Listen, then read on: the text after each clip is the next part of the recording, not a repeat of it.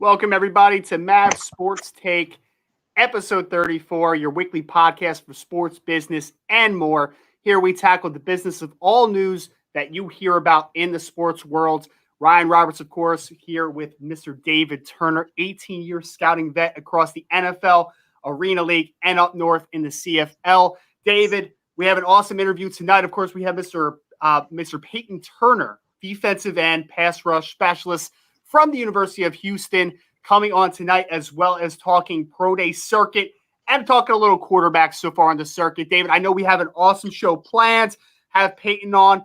First and foremost, welcoming you to the show, my friend. How are you? Hey, good evening. How are you, buddy? Now I'm going to drop you a did you know, because I'm not sure if you saw this. Okay. You've been busy. You've been out to dinner. But Did you know that our podcast went over 1,000 views? 1,000 downloads, I should say. 1,000 downloads. Nice. In my recollection, that's the first time we got over 1,000 downloads. So thank you for everybody who's downloading and being part of Mavs and jumping on the Mavs Sports Take train. Well, that's great news. I wasn't expecting that. You held that into the podcast. We didn't even have that in our pre-show meeting. So no, I just made sure I waited, and then I'm like, I'm going to hit them when we get on the show with it. Hey, I appreciate that. That's great news, and we need some great news because we're hitting the lull of NFL draft season now, right? We're talking about the pro day circuit. We're hitting kind of the tail end. There's only like a week or so left of this pre-draft process, and then the show finally gets here. So we're hitting that lull, so I need as much good news as possible. And for you all that are now with us, maybe for the first time, maybe for the 34th time, we thank you so much because we are live here on the NFL Draft Bible live stream on YouTube, Twitch, and Twitter, taking live questions all night. If you want to throw a question into the chat, please feel free. Again, we have Peyton Turner that's going to be on here in about 7 minutes, 8:45 Eastern time. We're going to be talking pro days. We're going to be talking about quarterback performances, obviously the most important position, not only in football, but in all of sports. Obviously, that's what people want to talk about, so we're going to continue to have that conversation. Before we start, Maverick Sports Consulting was created to help professionals in the sporting community to showcase their passion for their sport in a professional manner. Whether that is to help you when approaching an interview, create a social media marketing plan, or helping build you to take a Wonderlic test, we are here to help you maximize your opportunity. Please head over to mavericksportsconsulting.com to find your advantage package today. So, David, of course, we have Peyton Turner that's going to come on in a couple minutes. But let's start this conversation off with pro days. I know we want to talk quarterbacks, but I think that should be the bulk maybe of the second half of this podcast. So let's talk some eye-popping numbers. This is the favorite time of the year, right? We didn't have any combines, so we need our athletic fix. We need to see some guys running around in shorts. For me, when you're asking the big winners, or maybe not winners, because like this guy was, assumed maybe a top 10 player before this. But when we're talking about winners, we have to talk about two guys from Penn State, from Happy Valley, that's Micah Parsons, of course, potential top 10 pick at 242 pounds, ran an official, to my knowledge, 4.39 40-yard dash, but not to be outdone by his defensive end partner from Penn State, Jason Oweh, who ran an also 4.39 official 40-yard dash. David, you've been doing this a long time. I have never seen someone 242 pounds and 257 pounds respectively run sub 4.4. These guys are not built on this planet, in my opinion. Honestly, they're very, no, they're not rare. They're very, very rare numbers. They're extremely rare numbers to the point where it's just like unbelievable. So, these guys, when we talk about maximizing your opportunity, they maximize their pro day numbers. They maximize them being seen and standing out and all that. So this is a situation where you literally couldn't have done any better and separate themselves. Like I said, Micah Parsons over the summer, when I first saw him and I was asked to do an SI hit for him, this guy reminds me a lot of a Pat Willis, a Ray Lewis, but then he comes out and he runs faster. I thought Pat Willis was one of the most athletic, fast, quick, instinctive linebackers I had ever seen. Okay. And then to see Micah Parsons do what he did the other day, it topped Pat Willis's numbers. It was just like unbelievable. Well, it's like these guys just keep setting the bar. I guess I shouldn't be surprised because we saw Devin White out of LSU run 4.42 at the combine, a couple years ago, where you're like, dude, linebackers 237 pounds should not be running 4.42. And I guess the next step is, hey, somebody's got to break the record eventually, right? For like the longest time, it was like Deion Sanders and Darryl Green and all these guys are so fast. And then eventually, right, somebody had to run a 4.24, Chris Johnson. And then Chris Johnson had to go down too and run a 4.22. Before long, I imagine we're going to see somebody finally break 4.2, and it's going to be insane. But these numbers just keep getting freakier and freakier. I think a conversation I'd like to have before we have Peyton on, David, though. So Oweh, interesting player. Because, again, 257 pounds, ran 4.39, had a 40-inch vertical, like just dumb numbers, like an 11-foot broad jump for 257 pounds, which is the most absurd thing I've ever heard in my entire life. Like everybody wants to talk about Byron Jones, right? The cornerback for Miami a few years ago. He jumped like 11.6 or something like that. I think that was the combine record or whatever. But it's like that guy was 195 pounds, 200 pounds doing that. Like this guy's 257 pounds with an 11-foot broad jump, which is just absolutely absurd. But the question here, David, is this kid as a redshirt sophomore, or redshirt freshman he might have been at the time, he flashed. Backup role as a defensive end, kind of a situational pass rusher behind Yetur Gross-Matos and their other defensive end who is also in the draft this year. So he has 5 sacks as a part-time player. Then this year, he's expected to take that jump. Well, in 5 games he played or whatever it was, he had 6 tackles for loss and no sacks. So the question becomes, how much are you valuing this upside? Like, how high are you taking a guy that didn't have the production but has these ungodly measurables? Like, where do you value this type of player? I think it's a fascinating conversation. Well, I think if you look at a comparison would be JPP coming out of Troy when he came out, right? He was coming off an injury and he didn't play a full season, and you went and watched him play the tape and you're like, yeah, he's got skills. He's got it. It's going to be and I want to say a no-brainer, but it was just like, man, this guy's got it. And same with like an Alden Smith coming out of Missouri, didn't play a full year. You know what I mean? So it was, it's a situation where we've seen it in the past and we've seen it work.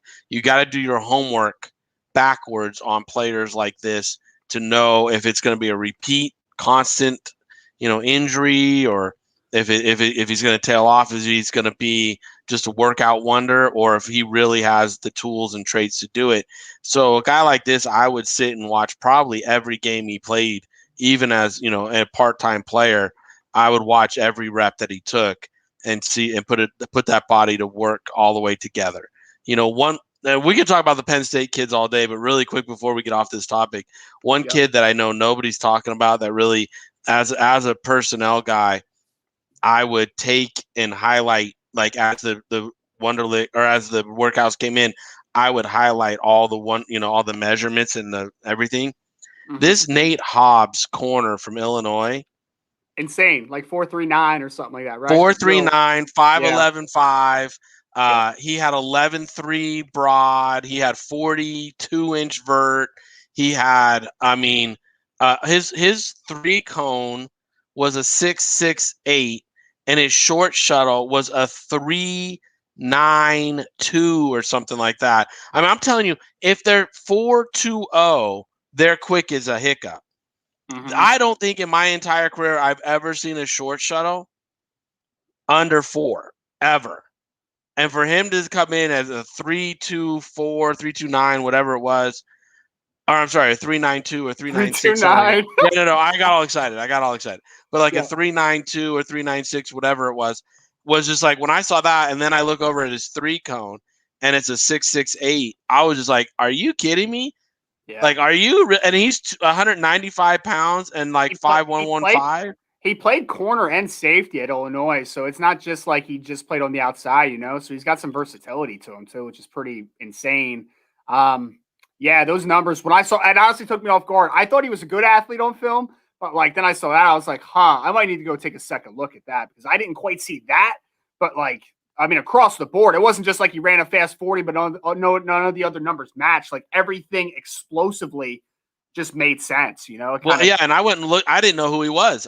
That's how Yeah. I typically would do this kind of stuff. Is they would come across. I don't know who they are. I highlight them, then I go look at them. This kid's got 110 solo tackles. He's a 4-year starter. It looks like had a little bit of an injury history, but again, he has 3 interceptions. I think pass defenses is like 18. I mean, last year in 19 was his best year. And then this year he only played in 5 games and, it wasn't that great, but he was getting ready to hit a peak. And I was just like, man, this is a kid that's probably going to fall. Nobody, like you said, nobody knows about him or isn't really talking to his hype. So he's a 3rd, maybe 4th round pick, but he could wind up breaking out and being a guy. Mm-hmm. No, a very interesting player, at least. A guy that you definitely have to do your film study on. We talked a little bit about Jason Owe, who's a very interesting defensive end in this 2021 NFL draft class. Well, we're going to bring on now one of the big risers this year. Talking about the end of the season, into draft season, Senior Bowl week. Of course, I'm talking about Mr. Peyton Turner, who is joining the show now. So Peyton is a University of Houston defensive end, 2020 American Athletic Conference second team selection, 27 career sacks, including 10.5 tackles for loss, 5 sacks in only 5 games in 2020. And of course, a 2021 Senior Bowl participant. Peyton, welcoming you to the show, man. We really appreciate you taking some time today. You've been a guy that's been super interesting to me on film, and I just can't wait to dig into your story a little bit, man. Yes, sir. Thanks for having me. Absolutely. Hey, I just fascinated with your last name. I mean, it's finally to me. I love meeting relatives from across the country, and it's just a shame we've never gotten together and grilled before this. Yeah, I know it, man. You see the resemblance, though. Hey, it's clear as day, isn't it? No it's doubt. just clear as day, especially the height. The height is just it's in the hair. Same hair. Mine just goes down here. His is on top of his head, though. Yep. Well, Peyton, we really appreciate you for taking some time here, Peyton. Obviously, I was doing my research on you before the show. I'm looking at your career, right? I said 27 game start. You were a 4-year player for Houston. Real briefly, can you just give us kind of the synopsis on your career and maybe some of your favorite accomplishments? Well, my career real quick. My first 2 years at Houston, I played 4I, more on the interior, a little bit 3 tech, and then my last 2 years, I moved out on the edge. My junior year was me kind of learning how to play on the edge, and then my senior year, as you saw, I had a little bit more production. But yeah, I think one of my favorite moments was my true freshman year back in 2017. My second career game or first career game, second career rep. Play, I got an interception. I took the ball to myself on the line of scrimmage, got an interception. That was pretty cool. And then later that same game, my first game, I got a sack. So those are 2 good memories I have in my time in Houston for sure. I just got to start to know you about when you got to the Senior Bowl, because I was just like, okay, I always take the roster and start researching, and I noticed that you had some massive kind of body fluctuation. As far as how you were coming together. What's the deal there? Like, how come your body switched so much in your career? Was that something the coaches were asking you to do, or can you take us through that a little bit? Yeah, first off, I played basketball too in high school. I was a pretty good basketball player, so I'd never really had an off season in football. It's just straight weight room. So when I got in, I was a little lighter. I was just under 240, and then I gained weight, got to 260, got in the rotation my freshman year. And then, like I said, we were playing 4I, so I needed to get a little heavier. So I got up to 290 by the beginning of my sophomore year, and then 280 junior year, and then 270 this past year as a senior. Where do you feel most comfortable playing? Most comfortable. I'm most comfortable at 270. Really where I'm at right now. So that's where I've had the most production. That's where I've been this past year. That's where I'm staying at going to the draft day. I love it. And Peyton, I know that obviously is a big fluctuation for some people. They're hearing you like, yeah, I just threw on 30 pounds, right? Like it's nothing.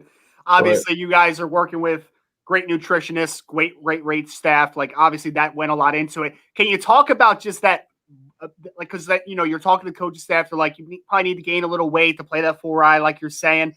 Maybe the little daunting factors on the body, like trying to gain that much weight so quick. It's not easy to do. It's really not an easy thing. Yeah, especially like when you're not as strong as a lot of people. coming in. So yeah, gaining weight that freshman year, I kind of felt my quickness leave a little bit.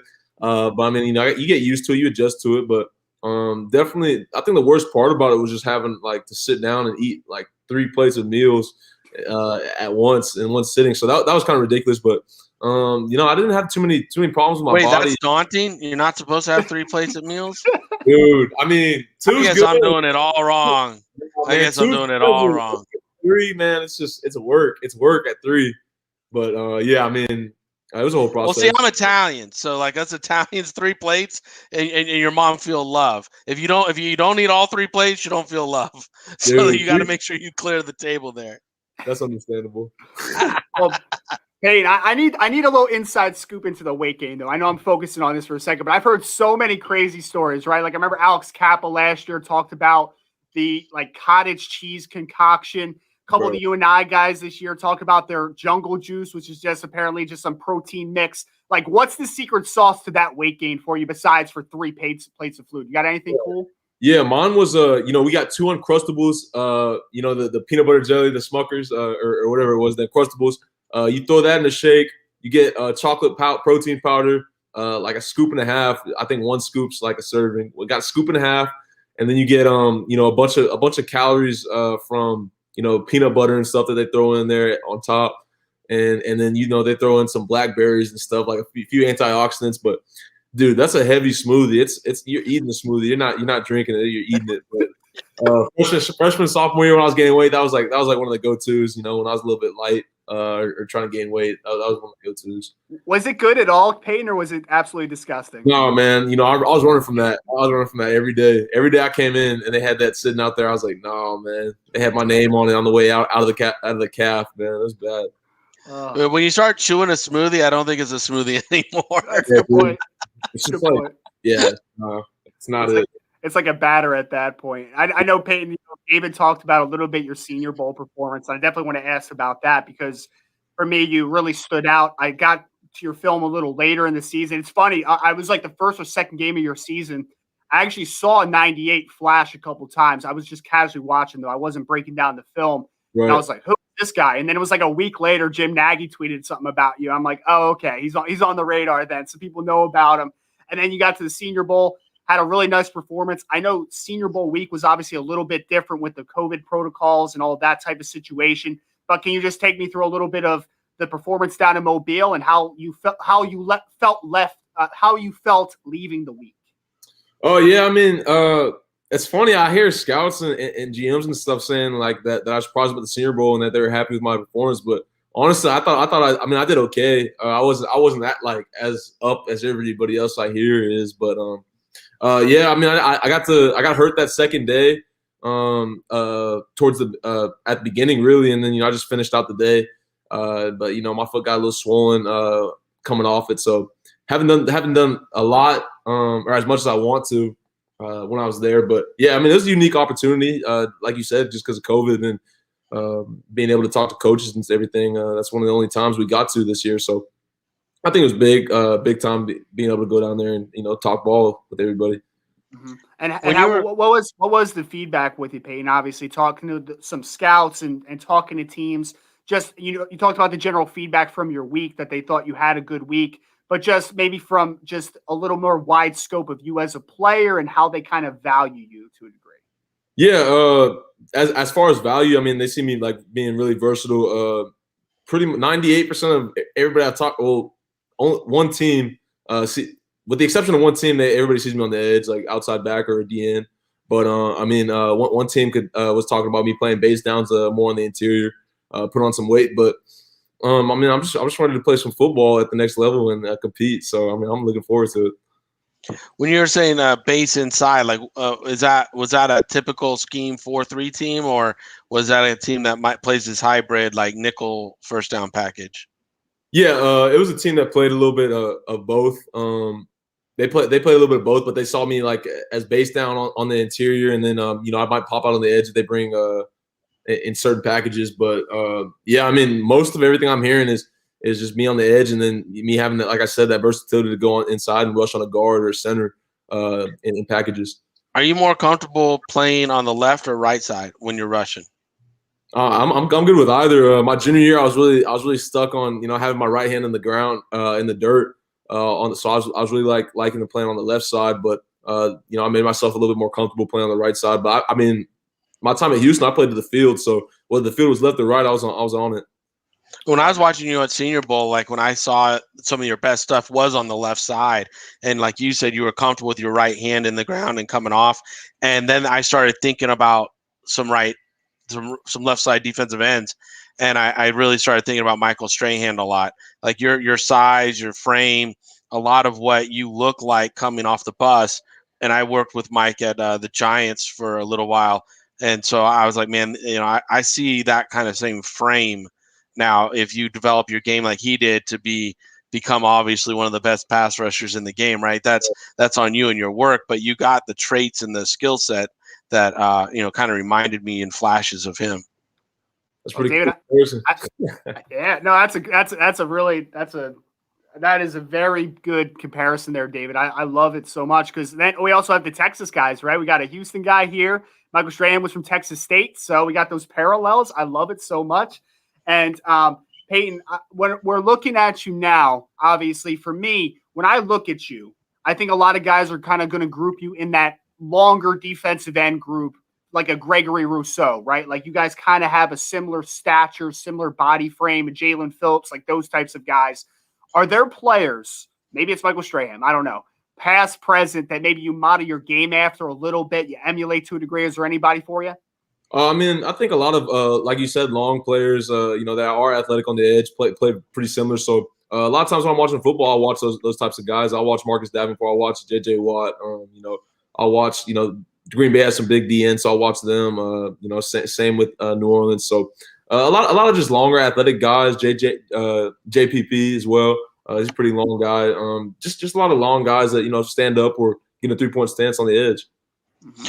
Bruce Smith and Michael Strahan they were about 270. I think he even got up to 275. But Strahan's last season, he dropped down to 255. And he played it, I think, his last season or two at 255. But, for you to be coming in at 270, you're like right in that wheelhouse, very similar to those guys. Mm-hmm. Yeah. And kind of the last step here. I mean, I know there's conversations between teams, building those relationships, talking scheme with coaches, all that good stuff. But I know you have not had your pro day yet. I think it's early next month. So can you let the viewers in on when the pro day is and how the training has been for the event? My pro day at Houston is at April 9th in the morning. So April 9th in the morning, like you said, early in the month. My training, I was training up at Exos in Frisco prior to the Senior Bowl. And then, like I said, I got a little hurt in the Senior Bowl. So just been trying to get back to, doing everything normal again, getting back healthy, doing pool work and everything. So, I've been training down in Frisco for my time being. And are with the injury and rehabbing from the Senior Bowl injury, Peyton, are you planning on doing everything? Are you going to be at a limited capacity? What does that look like? The plan is, to get healthy, get right. And, if I'm at 90%, I'm going to go out there and do it as much as I can and everything. But the plan is to go out there and do everything. So, hopefully I'm feeling great and ready to go by April 9th. I know Exos obviously has a very, big reputation for putting out some dudes. How has that experience been? I know you guys are training obviously with the best in the country, and Exos consistently puts out some outstanding numbers. Yeah, they know what they're doing. They got it broken down to a T from, what you eat in the morning to what 2.5 plate you're going to put on in each set that you're lifting. So they got a really good program. I'm glad I went there to train. So again, I've worked with Exos before. They're very professional. I love the organization. Like I said, you got to dial it in from training into the food prep and everything else. It's just they're an amazing organization. And now, who did you choose to represent you? Graylin Crane and Jeff Nowley out of Select Sports Group. Oh, I know Graylin many years. Great individual. Very great individual. How did you come to that decision, though? The agent process is really long, and it's a lot of stress and everything. But you got to do your research. Got my family to help me through the process. So they just felt right. Everything I thought they said was genuine. So that's how I ended up with them. Love it. So again, Mr. Peyton Turner, star defensive end out of the University of Houston, 2021 Senior Bowl participant, 2021 NFL draft prospect, who in only a few short weeks here is finally going to have his lifelong dream of, I'm sure at this point. Peyton, we appreciate you, man, taking a little bit of time here. We'll have to have you back on after that glorious day of you becoming a professional football player happens, man. But we really do appreciate the time tonight. Yes, sir. Sounds good. Thank y'all for having me. Hey, keep the family up, babe. You know that's how we do. Yes, sir. They're cool. So again, joined by Mr. Peyton Turner. Just another Turner boy hanging out here on Mavs. That was my favorite Turner that's ever been in the studio, personally. I'm sure it was. Yeah, sure it was. Shout out to Mr. Peyton Turner. You knew I was going to have to say something. I wasn't going to sit quiet on that one. You know what? I actually didn't even paint the parallel. I don't know. I guess it's dad brain. I was like, when you started talking about the Turner thing, I was like, oh, they have the same last name. Okay, cool. I wasn't even thinking about it. But when you booked him, I'm like, oh, Turner boy's in the house. Here we go. Well, I would say, man, it was a great interview. Awesome young man. Of course, very talented football player who I believe will be drafted somewhere in the top 3 rounds of the 2021 NFL draft with this type of length and athleticism and ability. He talked about teams that weren't really talking to him too much. For me, man, like I want him playing up and down the line of scrimmage. I would not just play him at defensive end and then you're on the edge all the time. I want to play him all up and down, kind of like he was saying, playing some 4-eye. I don't know about playing 4-eye much, but like playing some 5, rushing at 3 in obvious passing situations. I think this kid has the talent to affect a football game and take advantage of his athletic upside against interior players. Like that is what I envision him. Base down end, that's fine, but I want to use him all up and down the line of scrimmage. And I agree with you. I think that a lot of these hybrid first down 4-3 and then move into nickel type situations. What we used to do I'm talking way back now, 2002 at the Miami Dolphins, we had what was called a NASCAR package where we would take one of our ends and move them into that 3 technique. So on first down, we had Tim Bowens and Daryl Gardner, big 300-pounders, blocking and keeping people off Zach, and they might even stay on second down depending on what happened. Zach Thomas, that is. And then we had Jason Taylor on one side, and then David Bowens was on the other side. And then what we would do is we would move, the 2 D tackles would come out, or we would take one of them out, move David Bowens down, and bring in another rusher on the other side of Jay and let him go. So did you have Daryl Gardner at that point, defensive tackle? We had Daryl Gardner and Tim Bowens inside. Yeah. Yeah. Were Tim and David related? I never looked that up. I never even researched that. Were they related at all? No, they weren't. No. Okay. Just a way different, just same last name. Yeah. Well, you talked about your obviously history with the New York Giants, David. Like the first thing I thought about was like, hey, Michael Strahan and O.C. Umenyiora used to be the defensive ends. They put Justin Tuck inside, right, and have him rush from the interior. So same kind of package, NASCAR. I've heard it called a bunch of different things at this point. So really talented football player, a guy that I'm very excited about. And it was fun because I had read that he had kind of been up and down a lot the defensive line for Houston, a lot of different weight fluctuation, which was really cool to kind of just hear a little background of there. None of those guys like any of those shakes that they have to drink either, man. It's so funny. It is funny, but I agree with him. As soon as you start having to chew the drink, right, it's no longer a smoothie. It's a meal. That's a good point. It's a meal. Yeah. Now that's a very good point. I know we wanted to kind of continue our conversation about pro days, a little more quarterback exclusive. Before we do, we want to tell you here at Maverick Sports Consulting, we would like to ask you actually to follow, subscribe, and take the chance to interact with us on our Twitter, YouTube, Instagram, and other social media platforms. We are a company that is all about helping maximize your opportunities in front of you and your career. The only way we can support you is if we hear from you. Your takeaway from tonight's show should be that if you interact with us, we will find a way to help you in your career path.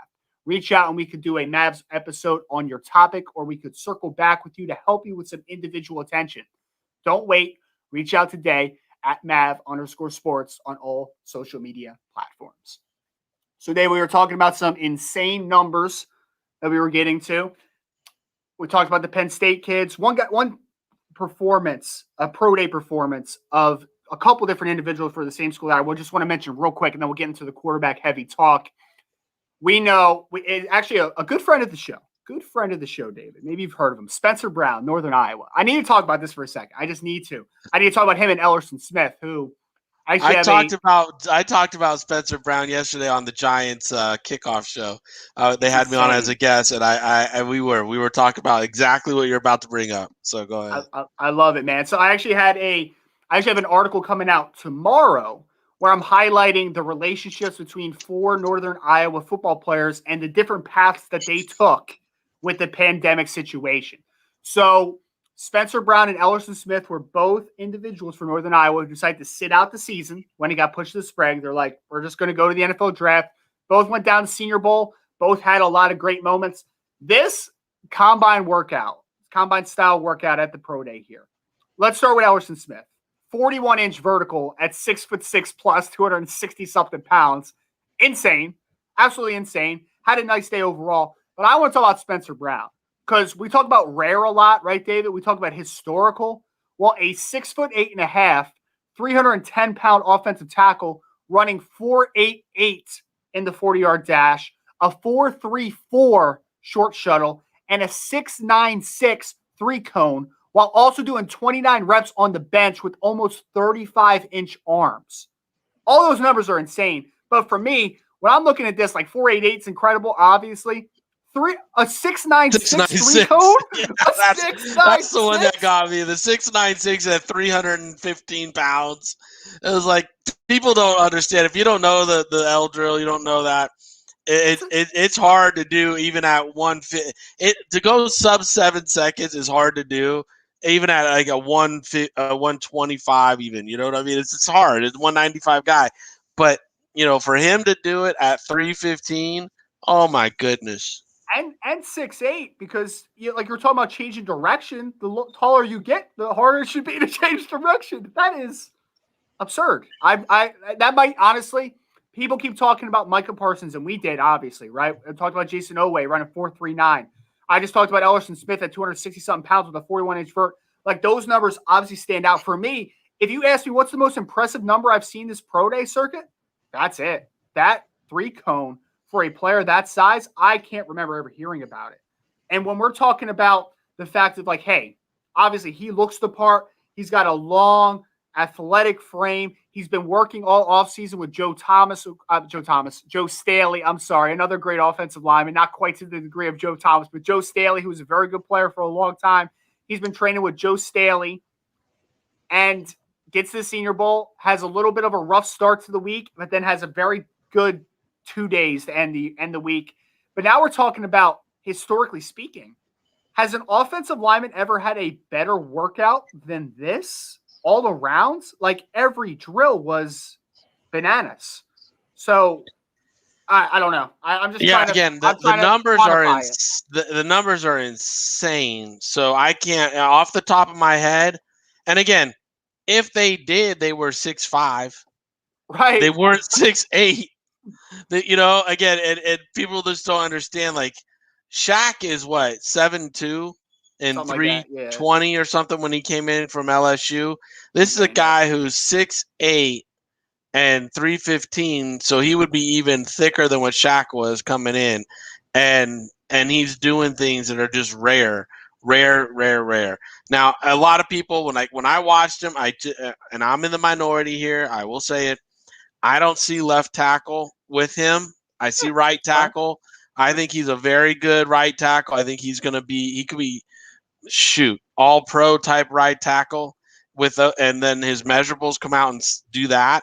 A lot of players, a lot of people are going to be like, oh, he's going to be a left tackle. He's going to be a left tackle. I just don't. Yeah. I don't know if he has left tackle in him, but dang, those numbers sure do say that he does. Right, and we talk about the importance of these verified measurables, like this offensive tackle position. It's so important. I feel like people don't really understand that because they just think offensive lineman, like he's just this fat guy that's blocking someone.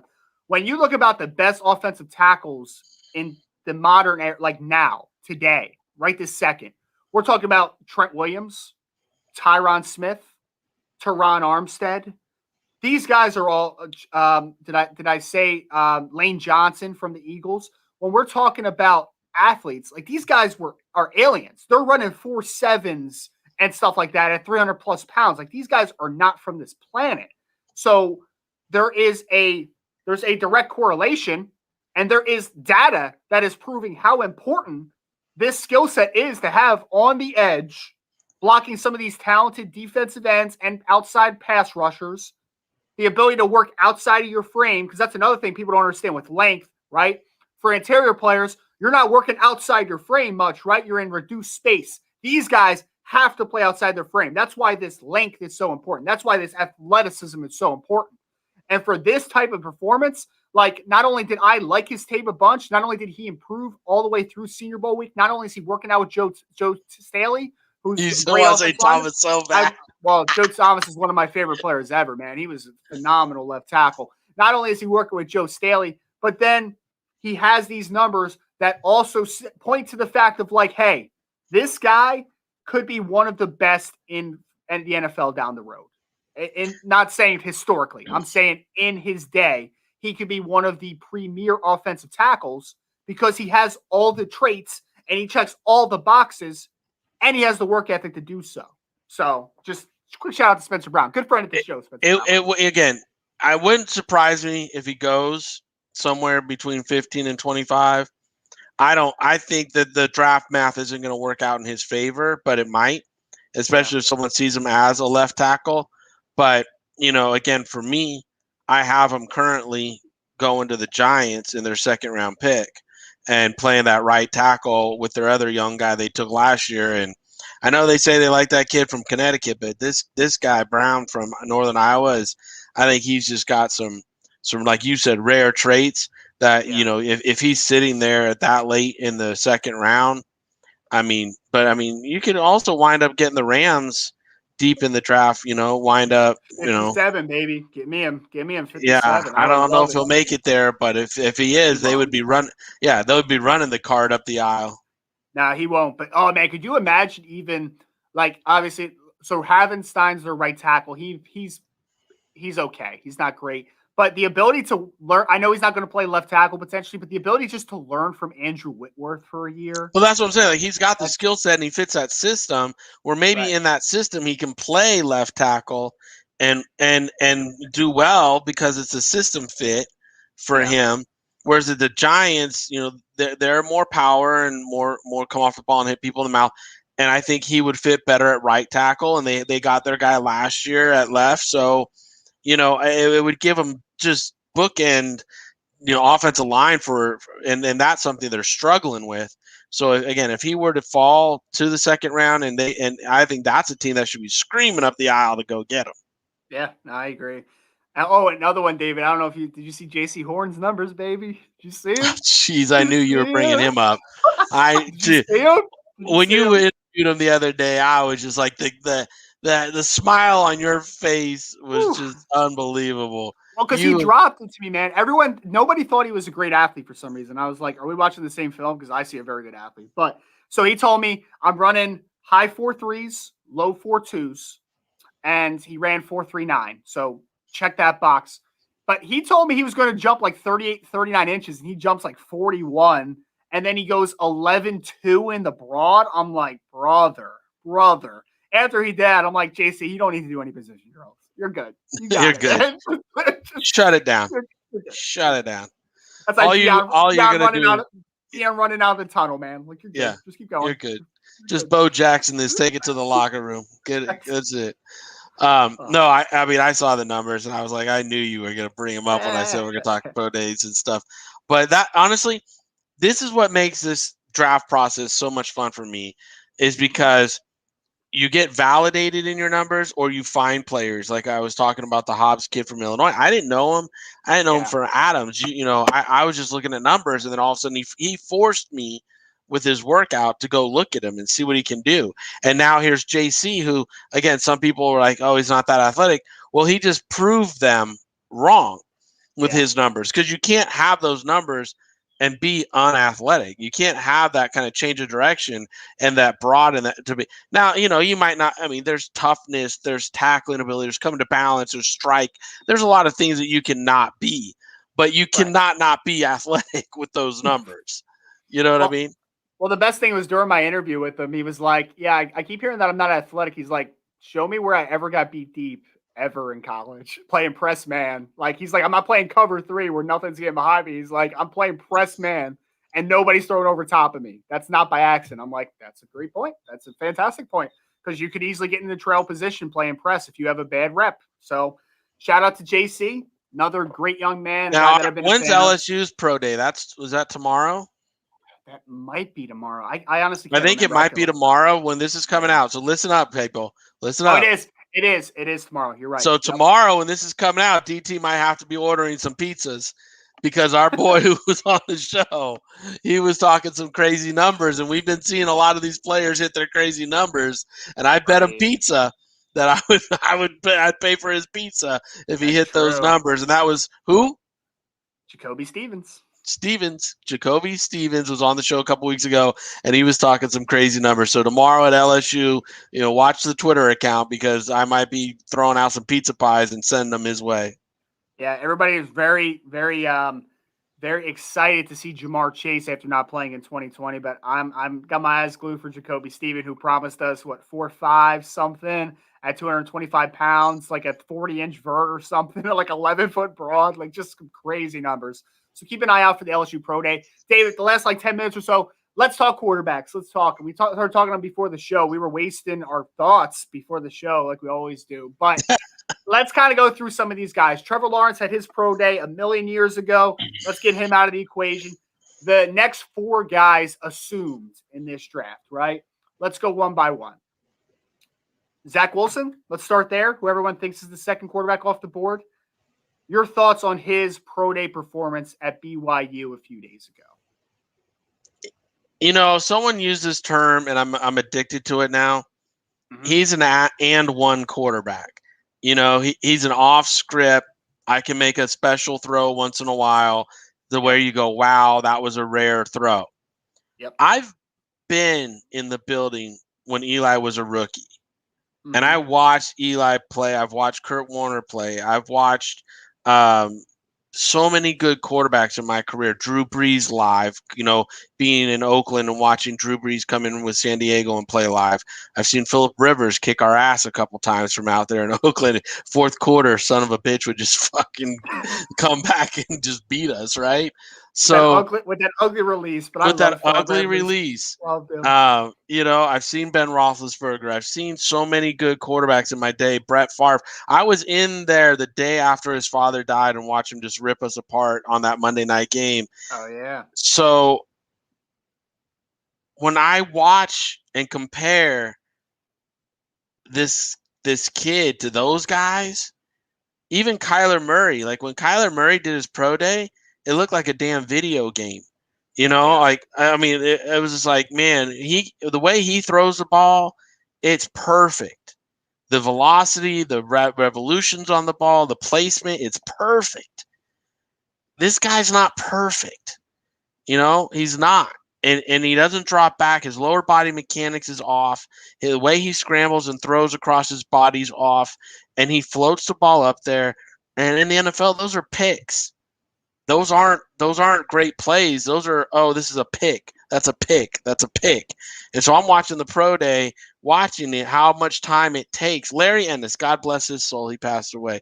Larry Ennis, old school Giant scout, used to tell me, you got to watch the revolutions on a ball when a guy is backside hash to the far sideline. If that revolution doesn't hit 8 before it hits the sideline, he doesn't have true arm strength. Okay, 8 or plus, he's got good arm strength. If you find a guy like Brett Favre, it'll have 10 revolutions all the way over there. And then you're just like, oh, Jesus. It's just humming, right? Mm-hmm. But this kid, it seems like it takes forever to get there. And then the guys that were running routes for him and stuff, they were reacting backwards. They were having to adjust. It wasn't easy catches. Again, when Kyler came out a few years ago, everything was front shoulder, dropped over to the bucket. It was just perfect. And when Drew Brees came out of Purdue, it was just perfect. Every ball was perfect. Eli used to be able to fit things into windows And Kevin Gilbride would turn around, look at Jesse Palmer and Kurt Warner, and be like, "Guys, don't try that." You know, it was like the window was this big, and he got it in there, but he could see it and throw it in there. I don't see that with Wilson. I don't. And for me to think that he's this, the next good quarterback, the only thing, in my opinion, why he would go somewhere that high is because he might be the same as Sam Darnold, might be the same player, but he has a rookie contract. And therefore, the rookie contract for the next 5 years will keep Joe Douglas from having to pay Sam Darnold the money. Right. So then now if you're playing the draft strategy to your favor, you win the press conference by taking the kid that everybody wants you to take. Jets fans get excited. You have the same guy. You have a similar system that you would win with Sam Darnold in.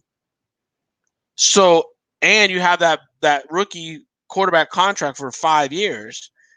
Mm-hmm. So therefore, now you're buying time with your team to build your team and put it around them. That's the benefit that I see with drafting a guy like that at number 2, because he might be the same guy, but the money becomes a lot cheaper. Now, in my opinion, he takes that pick because of what the Niners just paid for to get up to 3, and he either flops with Atlanta, or he gets the king ransom from Carolina to come up and get Trey Lance. And then now you're sitting there with a ton of draft capital. Even if you got to pay Sam Darnold, you have so much in draft capital, you're going to be able to keep the talent around him at a low cost. Right. Not just in this year's draft class, but in 2022, 2023, and maybe even stretch it out to 2024 with some picks. So now you have picks over the next, 5 years, and multiple first round picks over the next 3, which again, that buys you 5 years per pick. So if you have 2 first rounders this year, 2 first rounders next year, a second rounder, you're looking at buying the organization a plethora of young talent instead of just one quarterback that's the same as the one you got. David, you're such a nerd, dude. I asked you about a pro day performance, and you went into roster construction and how to allocate funds and where I'm supplementing money. I can't help it. I love it. I love this stuff. That's cool, man. I love it too, because you had me going there. I could have just listened to you for another 10 minutes, I think, just about the topic. But moving back to the actual pro day performance. I thought it sucked. I did. I didn't like it. It sucked. All right. So this is my biggest issue with Zach Wilson. I understand why people like him a lot. I get it. I do understand it. My thing here is, though, okay, everyone talks about the outside of structure magic, and that's awesome. That's wonderful. You mentioned a couple guys. Brett Favre had that. Like, he had it. Like, a play was never dead. Ben Roethlisberger in his younger days had that. A play was never dead.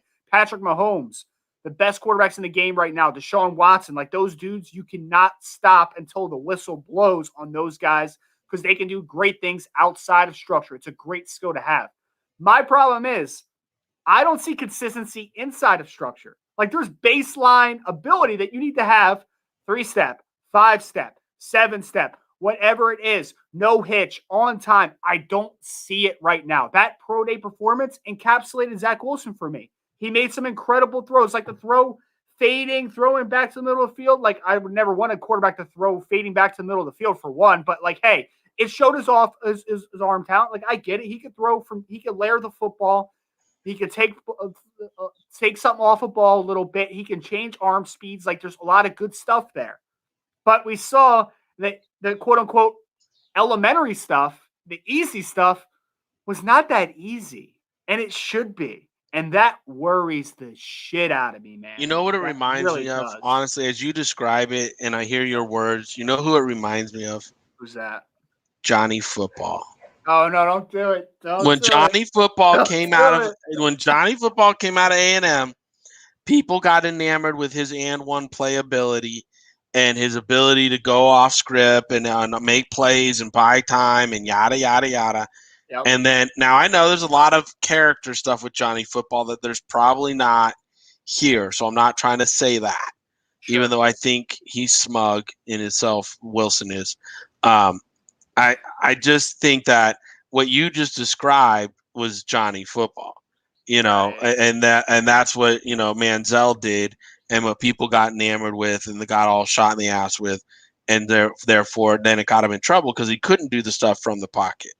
So, again, I agree with you. I don't think he's that impressive.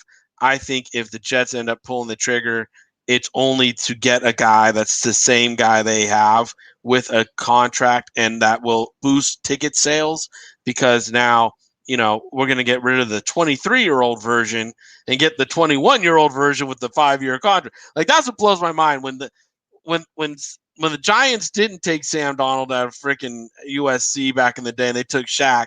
What happened? Gettleman got crucified for not taking the quarterback. And now here we are 2-3 years later, and here we go. Everybody wants to get rid of Sam Darnold, who's only 23 years old. And that fade right pass rolling to his left that the guy Wilson threw in the middle field. About a half hour after that, someone on Twitter showed Sam Darnold making the same throw in an NFL game and completing it. So that throw by Darnold was insane too. Insane. And so it's like it's the same guy.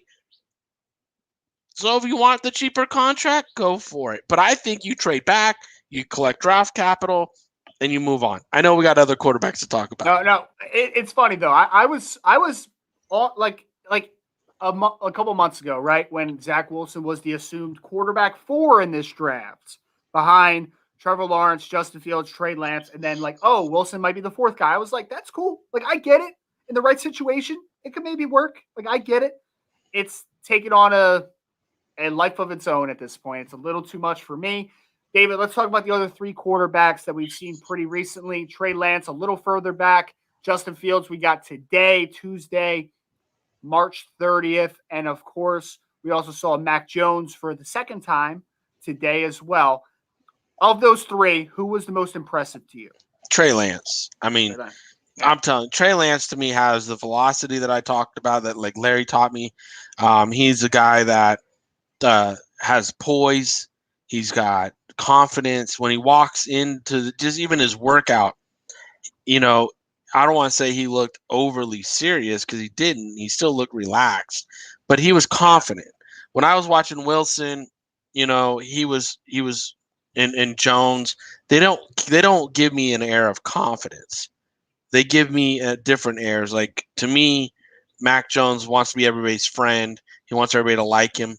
He wants he wants to get along with everybody. Zach to me looks like a little smug kid. If you don't like him, I don't care. Who are you anyways? Type attitude.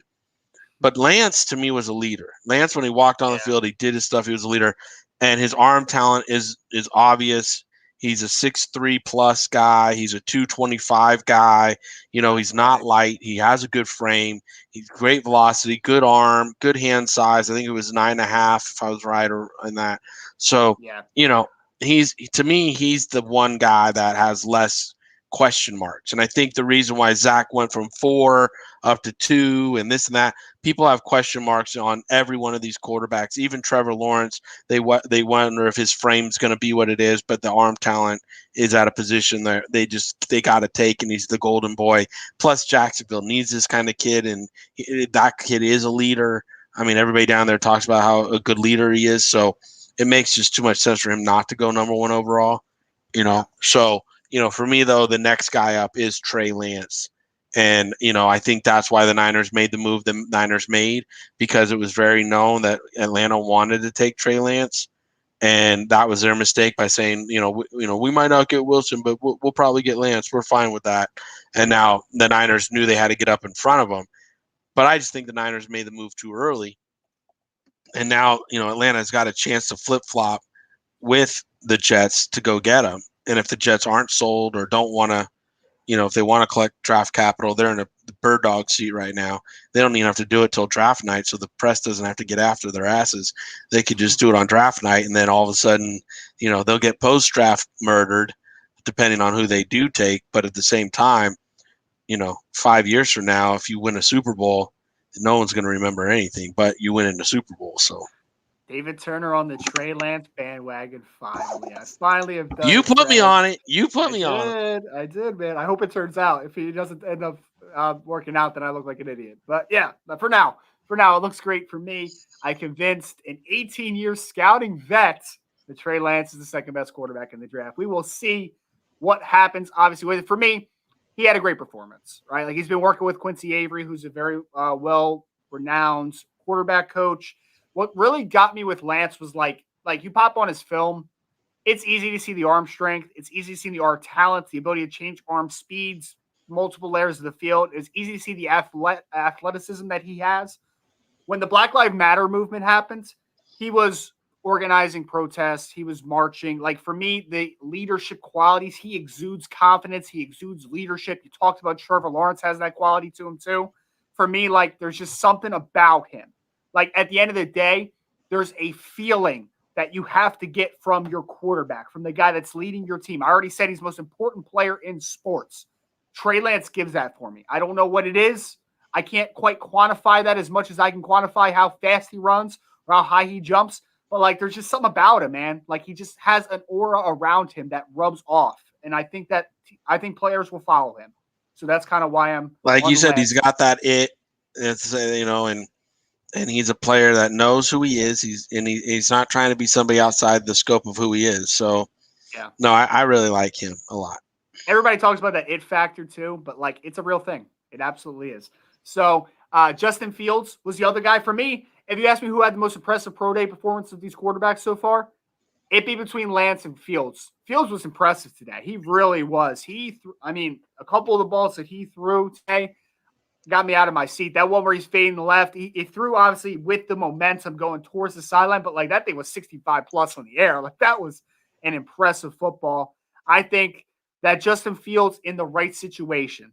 We're talking about right around 6'3", 225 pounds, ran 4.44 in the 40, even with a little bit of a misstep early in that run.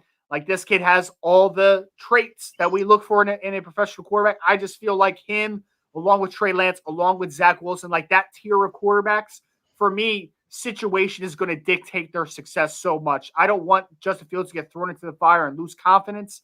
If he hits, he could be a very good quarterback. No, he ain't going to hit because there's defenses on the field. Oh, today he looked phenomenal.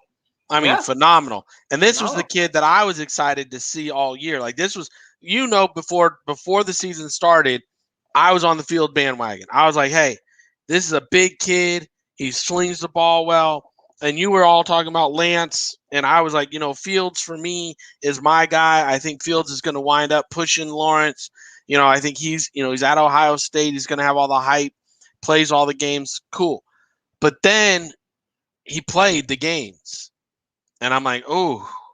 And then, that one didn't look good. No, that was not a good one. And I started I couldn't believe it. Really, I was just like, this is not anywhere near what I was looking for in a quarterback. And again, what did Ohio State do when they started, struggling a little bit? They went to the run game. And once you see a team go to the run game, then it's back when Matt Leinart was at SC. They were down. They were down here at Arizona State. They were losing at halftime, and Pete Carroll comes out of halftime, and they had White and Reggie Bush. Those guys touched the ball 2/3 of the way the second half, and they ran the ball down their throat, controlled the clock, and they kept Matt Leinart from losing the game on them, and they won that game. But when you watch certain games like that, that's when you're like, oh, okay, here we go. Like now we know who they trust, who the coaches trust, because the coaches can come out in the press and say whatever they want. How they coach, when their job's on the line, that's when you know what they really feel about a player. And same thing here. Jobs are on the line. They went back to that run game. I didn't even know the name Sermon before this year. And then all of a sudden, here we go. Now I know him by the end of the year because the kid just blows up and he, passes out of the backfield to him, running the ball, using that speed to their advantage. It wasn't Trey Lance that won the games. It was that run game in that defense. Just Fields. Fields. Sorry. Trey Lance again. Sorry. I just have Trey Lance on the brain because he's the better one. I agree. Hey, no argument for me. Yeah, Last guy we need to talk about before we get out of here, though. Last one. Oh, this is going to be fun. Okay. We're going to talk about Michael McCorkle Jones here, okay? We're going to talk about the Mac Jones. Worst middle name of all time. I know some people actually like it. It's awful. It's awful. Anybody named McCorkle can't play quarterback in the NFL. So he had 2 different pro days because Alabama split their pro day up. So he actually had 2 opportunities to throw the football. The first time I thought it was okay. It was pretty solid.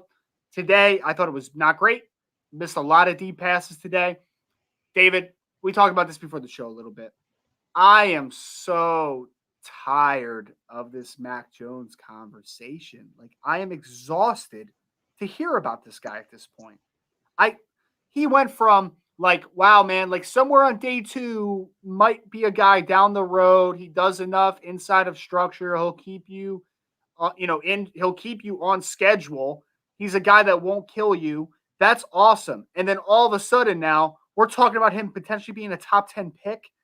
Some people talking top 5, the top 3. Right.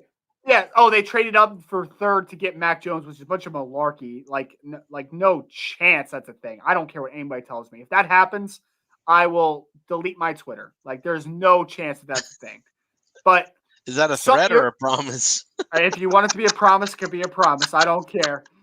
Oh, man, David, I can't even like quantify it in words because like at this point, man, you're telling me that these general managers and these scouts looked at Mac Jones, who I think I saw a stat, 58% of his passes this year were either screen passes or plays off of RPO, which are very easy reads, easy throws, by the way. So he's playing in a very talent-laden system with guys around him, very easy system. I don't know. Like, you're telling me guys, scouts, general managers, coaches, look at that guy and say, I take him top 5. I don't buy it, man. I just can't. Like, what does he present to me that I'm going to get super excited about? I see a very average arm, good accuracy. It's fine. Not athletic. What am I getting here? What am I betting the house on in the top 5 or top 10 on Mac Jones? I don't understand it. Your ROI is not good with Mac. It's not. And again, I don't buy it. The reason, again, let's not do what they say or what the talking heads are saying that the agents are telling them to say. Let's not do that. Let's read the tea leaves. If they wanted Mac, nobody's talking about Mac at 3, 4, or 5. Nobody was talking that high about Mac. So why would they have to jump up in front of the Falcons? They jumped up in front of the Falcons because everybody was talking about how the Falcons want Trey Lance. Yeah. Not Justin Fields, not Wilson. The Atlanta Falcons wanted Trey Lance. So they knew they had to come up to 3 and get in front of them and pay all that draft capital to make sure they got Trey Lance. Yep. Because if not, then you could have been at 5 or 6 and paid less and got your quarterback up there. If you didn't believe the Falcons were going to take Trey Lance, then you didn't need to jump up in front of them. And if you were worried about getting the second best quarterback, if you really wanted to make sure you got your guy, why didn't you go to 2? Right. Why didn't you go to 2? Okay. And they weren't going to trade us 2. Oh, everything's on the table this time of year. Don't go that way. Every pick's on the table. Even the first pick's on the table. Like if the Houston Texans would have called Jacksonville before all this stuff came out about Watson, Jacksonville probably would have traded him the first round pick and took Watson over there. Interdivision trade, but it's still on the table. This time of year, all picks are on the table because they're commodities. And if you can make a commodities trade and make your team better, on the table. So I don't buy the Mac Jones smokescreen. I think it's an agent, and I think the agent is working with the Niners a little bit and pumping Mac up, but I don't see him in the top 20 in my opinion. All season, I've thought Kyle Trask was better than Mac Jones. I mean, you can go back on the podcast as we were shooting them. I was liking Kyle Trask. He was giving me trouble about being a Gator lover. And I was just like, you know what? I still think tomorrow's pro day where Kyle Trask throws, I can't wait to watch it because I think Kyle's going to have a better pro day than Mac Jones had today. Everything Mac Jones threw was a freaking rainbow. Everything was a rainbow. Nothing was on a rope. Nothing was on a line. The revolutions were not where they needed to be on the outs and stuff.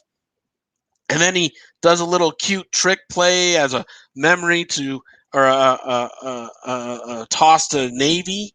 And I'm just like, really? How about you throw one on a rope up the seam and let's count those revolutions on that ball. And then we'll make you go up the draft board. Not all these rainbows that you're throwing out there that are just picks in the NFL. So best field on the play.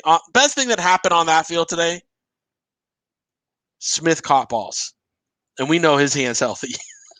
Yeah. So that was the best thing that happened on Alabama's field today was the Heisman Trophy winner caught some balls, and he looked fantastic doing it. So I still don't know how much he weighs. I know he said 170, but I really want to know. How much do you weigh, Devonta Smith? I don't care at this point because that boy can play some ball. I'm not saying he can't. I mean, he was just so elegant in the air when he went up for that ball in the end zone. I mean, and then they made him rethrow it because he out-jumped the pass. The first one, they threw it, and he out-jumped the pass because Mac threw it wrong. So then the second one, he had to limit his jump ability because, they obviously want Mac to get a completion. But Devontae Smith rose up on that ball like it was like I would have thought he jumped 11 feet straight up on that ball. He was just out, and it was effortless and smooth and elegant. I was just like, dude, that is the best thing that happened on this field today. Well, to end this podcast, I want to leave our listeners with this. As a LA Rams fan, I hope the 49ers take Mac Jones. I hope it happens. I hope it happens. I really Art of war. Don't interrupt your enemy when they're making a mistake, right? Yes, please. San Francisco 49er fans out there, petition your team. Draft Mac Jones. We want Mac. I'll start the creative. You'll start the hashtag. We want Mac. We want Mac. Yeah. 49ers fans, please do it. But on that note, we have been here a little over an hour. We want to thank everybody that has stuck with us again on the NFL Draft Bible live stream on YouTube, Twitter, and Twitch, bringing you Mavs Sports Take episode 34. Of course, we were joined by Mr. Peyton Turner, star defensive end out of the University of Houston, talking a little pro day, talking some quarterback carousel. Before we head out, Mavs Sports would like you to ask you to like, share, subscribe, drop us a review, like every social media platform that we have. I would like you to write a review. Go on Apple Podcasts right now or any other podcast platform that you love, that you support. Send a 5-star review. Give a nice little thing. Say Ryan Roberts is awesome. David Turner's pretty good himself. And we will join you, as always, every Tuesday night, 8:30 Eastern time, to bring you the business of football, the behind the scenes, the nitty gritty that everybody needs to know, the unmuzzled talk that the other platforms do not want to talk about. So again, and by the way, happy Easter, everybody. I apologize we didn't have an Easter program. We've been trying to do all of them, but happy Easter. God bless. Be safe this weekend with the long weekends, and be smart with your mask. Continue to wear masks, please. Join us next week where David Turner will be in some rabbit ears. Appreciate you all again. Until next week, my friends,